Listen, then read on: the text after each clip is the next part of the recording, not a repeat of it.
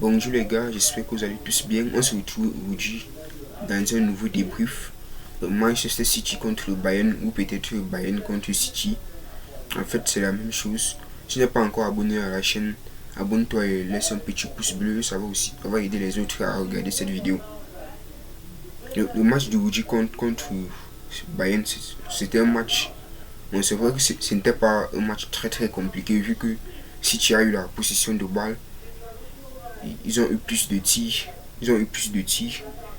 Notamment, ils ont eu 13 tirs, 7 cadrés contre 10 tirs, 4 cadrés seulement de City.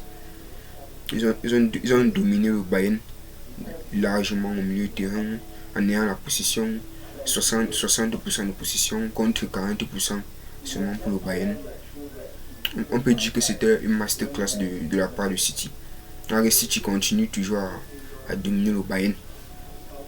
Le Bayern que tout le monde tremblait, tout le monde avait peur du Bayern. Il faut croire que le Bayern est vraiment mort. Le Bayern n'est plus le Bayern qu'elle était avant. Alors que de la part de City, il y avait deux jeunes joueurs, Rico Lewis et James. Oui. Il y avait deux jeunes joueurs du côté du Bayern. C'était probablement leur équipe type. Alan n'a même pas joué 90 minutes. S'il jouait 90 minutes, il aurait pu mettre un doublé, qui sait. Et ce match, City menait d'abord 1-0 à la première mi-temps grâce à un but de James MCAT. Peu après, en deuxième mi-temps, à la 81e minute, Matistel égalise pour Bayern. Là, on savait que non, ça va finir un match nul. Mais comme City est devenu imprévisible, ils sont devenus très bons. À la 86e minute, Aymeric Laporte marque le but qui permet au Bayern de gagner sur une sublime passe de Phil Foden. Phil Foden qui, comme on va dire, est entré en coup de match. Pour vous dire tout le temps, c'était un match dominé largement par City. Ce n'est pas dans nos habitudes de voir le Bayern se fait dominer de la sorte. Et il faut dire que City est la nouvelle équipe à craindre pour ces 10 prochaines années. Même pour la Ligue des Champions cette année, il faut craindre City. Il faut les craindre. Ils créent le jeu, ils proposent le jeu avec aussi un bon entraîneur aussi. Donc City a su saisir ses occasions. Bon, c'est vrai que le gardien de City y est quand même pour beaucoup. Il a fait beaucoup d'interventions, beaucoup d'arrêts décisifs. Et aussi, il y a un Sommer, c'est aussi un très bon gardien, mais il ne pouvait rien face à une bonne finition. Donc, c'est les joueurs qu'il faut blâmer. Donc, pour dire, c'était un match plaisant dans l'ensemble. Parce que si City continue comme ça, c'est qu'il risque encore de remporter la Champions League cette année. Les Bayern, vraiment, ils ne sont pas vraiment rassurants. Ils n'ont pas vraiment d'attaquants stars. Les Sané, les Gnabry et tout. C'est vrai que Jamal Musiala a fait un très bon match. Il y a une occasion où il se heurte à la défense. Il tire la défense contre.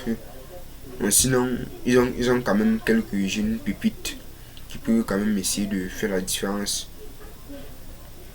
Donc pour mes notes pour les joueurs, bon, il va noter les joueurs du City. Pour Ederson, je vais commencer d'abord par donner un 7 à Ederson. Parce qu'il a quand même fait 2-3 arrêts décisifs. À Johnston, je vais lui donner un 6,5. Parce qu'il était quand même là présent. Il répondait quand même au duel. Donc c'est pas quand même très mauvais. Et pour Ruben Dias, je vais lui donner un 7,1 sur 10. Parce que bon, la charnière, ça va ensemble. Mais c'est vrai qu'il est un peu plus apporté offensivement que Stone. Et pour Ake, je vais lui donner 7,1. Bon, c'est vrai qu'il est sorti en coup de match. Je vais lui donner 7,1. Kyle Walker, je vais lui donner un bon 7 sur 10 parce qu'il a bien défendu. Contre une équipe, contre le Bayern, défendre contre Davis, je trouve que non, il s'est beaucoup débrouillé. Et pour James Ate, je vais lui donner un bon 7,5 sur 10 Parce que quoi, c'est vrai, il est buteur. Il a été là offensivement. Il a apporté ce qu'il pouvait apporter offensivement. Et pour Bernardo Silva, il va lui donner un 6,5 sur 10. Donc, ça dit 6,5, c'est assez bien. Il a quand même assez bien joué. Bon, il était là quand même dans la création, même s'il n'a pas été buteur, n'a pas été passé décisif. Et Jack Grealish, il va donner un bon 6 à Jack Grealish. Parce que bon, Jack Grealish, c'est vrai qu'il était là en 6 c'est passable assez bien. Il était quand même, c'est pas quand même très mauvais. Et Julian Alvarez, lui donner un 6,5. Bon, c'est vrai que c'était l'attaquant se doit de marquer, mais il n'y a pas que ça dans le football. Il y a aussi le rôle offensif, la création du jeu. Et là, c'est un rôle qu'il a beaucoup joué ce soir. Donc, c'était tout pour ce débrief.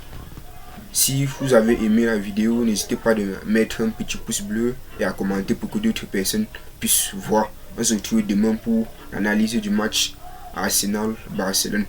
Ciao.